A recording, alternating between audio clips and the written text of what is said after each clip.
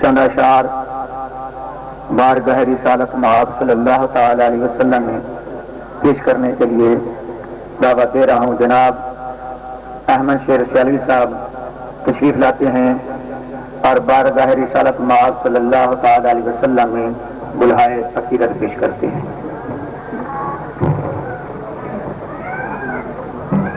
दुर्द तक बाबा रौक शौक के साथ पढ़ लें।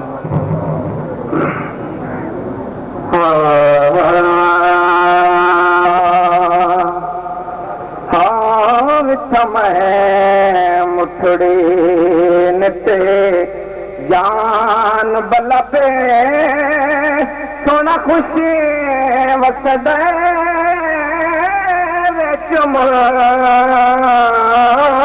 अरब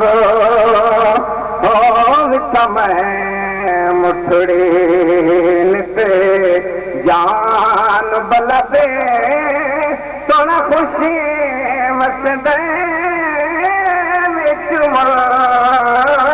अरब इतम मुठड़ी थी जो हार फिरा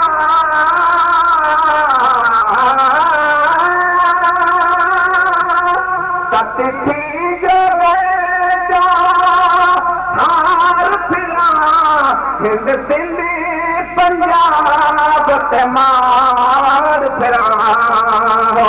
सन भारत शहर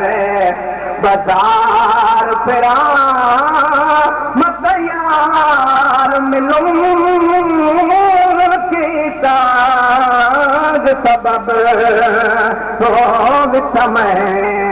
मुठड़ी ज्ञानो बीमार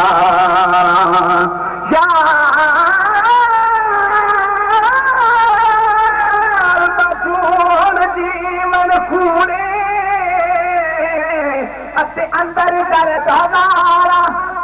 गुलाम फरीदा मत रोवा जिवे बिछड़े कूंज कतारा थोड़े दिखड़े तोरे खांदड़िया उठना तुम पात विखांदड़िया हो तिड़ी बांदिया दी मैं बांदड़िया तिड़ी बांदिया दी मैं बांदड़िया हिमदर दिया कुत्तिया नाल अदब इथम मुठड़ी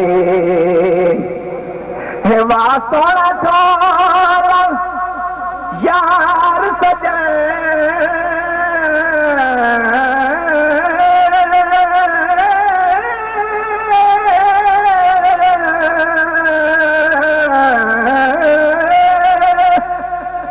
वाह सोना छोले यार को फरीद दा बैतु हुसन हे मुरो हे अदल ताज तलब हो विथम मुठड़ी नित जान बलब इथम मुठड़ी।